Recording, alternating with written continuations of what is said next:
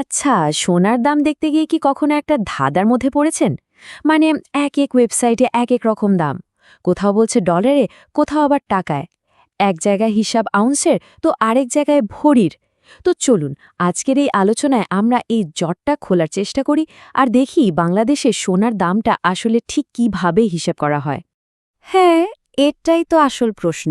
সোনা তো একটাই, তাই না? তাহলে এর দামের মধ্যে এত ফারাক কেন? বিশ্ববাজারে একরকম, আমাদের দেশের দোকানে আরেক রকম, আবার পাশের দেশের ওয়েবসাইটে দেখলে অন্যরকম। কি কারণ এই পার্থক্যের? চলুন এই রহস্যটা আজ ভেদ করা যাক। তো সবার আগে চলুন দেখি বিশ্বের বাজারে কি অবস্থা।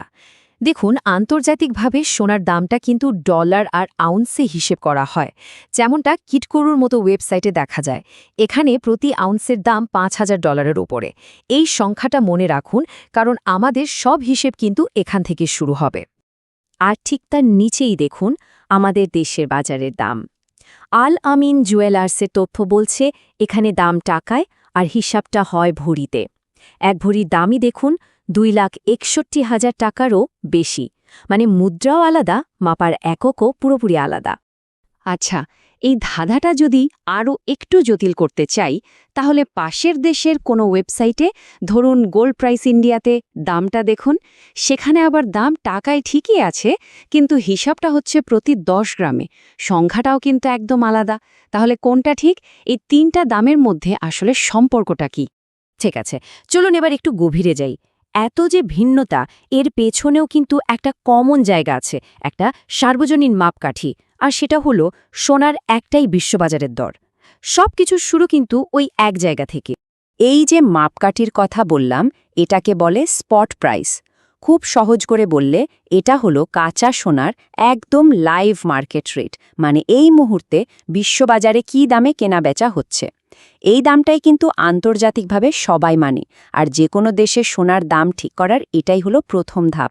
যেমন goldprice.org এর ডেটা অনুযায়ী একটা নির্দিষ্ট দিনে প্রতি আউন্স সোনার দাম ছিল $5,247 একটু বেশি। এই সংখ্যাটাই হলো আমাদের রেফারেন্স পয়েন্ট। এখান থেকেই আমরা বাকি সবগুলো মেলাব। তো বিশ্ববাজারের এই সোজা সাপটা হিসেব থেকে এবার আমরা ঢুকব বাংলাদেশের প্রেক্ষাপটে।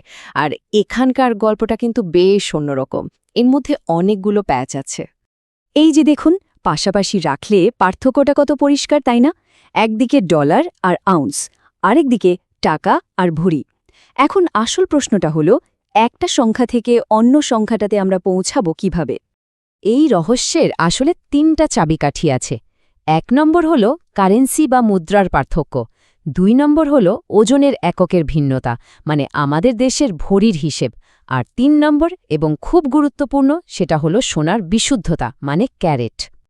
তো চলুন এবার এক এক করে এই কোডটা ভাঙা যাক। দেখা যাক কিভাবে বিশ্ববাজারের দামটা ঘুরতে ঘুরতে আমাদের দেশের জুয়েলারির দোকানের দামে এসে পৌঁছায়। আমাদের দেশের বাজারের হিসেব বুঝতে গেলে প্রথমেই যে জিনিসটা জানতে হবে সেটা হলো ভরি। এটা আমাদের একেবারে নিজস্ব, ঐতিহ্যবাহী একটা একক। গ্রাম বা আউন্সের চেয়েও এখানে ভরিটাই বেশি চলে। আর সংখ্যাটা মনে রাখতে হবে, 1 ভরি মানে হলো 11.664 গ্রাম। এই যে চার্টটা দেখছেন, এটা কিন্তু খুবই কাজের। এখানে তাজ ডায়মন্ডের তথ্য থেকে ভরি, আনা, রতির সাথে গ্রামের কি সম্পর্ক সেটা দেখানো হয়েছে। যারা সোনার সঠিক হিসেবটা বুঝতে চান, তাদের জন্য এই চার্টটা একদম অপরিহার্য। তাহলে হিসেবটা করবেন কিভাবে? ব্যাপারটা কিন্তু একদম সোজা, মাত্র 3টে স্টেপ। প্রথমে দোকানে যে ভরির দামটা লেখা আছে সেটাকে 11.664 দিয়ে ভাগ দিন, তাহলেই প্রতি গ্রামের দাম পেয়ে যাবেন। এরপর আপনার সোনার ওজন যত গ্রাম, সেটাকে এই দাম দিয়ে গুণ করে ফেলুন। আর হ্যাঁ, সব শেষে অবশ্যই মনে রাখতে হবে আপনার সোনাটা কত ক্যারেটের। আচ্ছা, ক্যারেট জিনিসটা কি? এটা আসলে সোনার খাঁটি হওয়ার মাপ। যেমন 24 ক্যারেট মানে হলো প্রায় 100 ভাগ খাঁটি সোনা। এটা কিন্তু একটু নরম হয়, তাই গয়না বানানোর জন্য, মানে একটু টেকসই করার জন্য এর সাথে অন্য ধাতু মিশিয়ে 22 ক্যারেট বা 21 ক্যারেটের সোনা তৈরি করা হয়। আর এই যে দেখুন, এই টেবিলে একদম পরিষ্কার দেখা যাচ্ছে ক্যারেট যত কমছে, দামও কিন্তু সেভাবেই কমে আসছে। আলামিন জুয়েলার্সের দাম অনুযায়ী 22 ক্যারেটের ভরির দাম যেখানে 2,61,000 টাকা, সেখানে 18 ক্যারেটের দাম কমে হয়ে গেছে 2,13,000 টাকা। এতক্ষণ তো আমরা কেবল সংখ্যা আর হিসেব নিকেশ নিয়ে কথা বললাম, কিন্তু সোনার দামের ব্যাপারটা আসলে এর থেকেও অনেক বড়, বিশেষ করে আমাদের দেশের অর্থনীতি আর সংস্কৃতির জন্য। দেখুন, প্রবাসীর দিগন্তর মতো নিউজ পোর্টালগুলো দেখলেই বোঝা যায় বাংলাদেশে সোনার দামটা প্রতিদিনের আলোচনার একটা বড় বিষয়। শুধু দেশে নয়, দেশের বাইরে থাকা আমাদের লক্ষ লক্ষ প্রবাসীও কিন্তু প্রতিদিনই দামের দিকে তাকিয়ে থাকেন। কারণটা খুব সহজ। আমাদের কাছে সোনা তো শুধু একটা গয়না না, এটা একটা খুব নিরাপদ বিনিয়োগ, বিয়ে বা যে কোনো অনুষ্ঠানের একটা অপরিহার্য অংশ, এমনকি সম্পদ আর সম্মানেরও প্রতীক। আর সারা বিশ্বে ছড়িয়ে থাকা বাংলাদেশিদের জন্য এটা যেন সংস্কৃতির একটা বাঁধন। এই সব হিসেব নিকেশের পর আল আমিন জুয়েলার্সের এই কথাটা দেখুন, কি সুন্দরভাবে বিষয়টার শৈল্পিক আর সাংস্কৃতিক দিকটা তুলে ধরেছে। এটা আসলে শুধু একটা ধাতু নয়, এর সাথে জড়িয়ে আছে আবেগ, শিল্প আর কারিগরি। তাহলে সারসংক্ষেপটা কি দাঁড়ালো? সোনার দাম আসলে শুধু একটা সংখ্যা না, এর ভেতরে লুকিয়ে আছে বিশ্ববাজারের ওঠানামার গল্প, ভরি বা আনার মতো আমাদের নিজস্ব ঐতিহ্যের গল্প আর আমাদের হাজার বছরের সংস্কৃতির গল্প।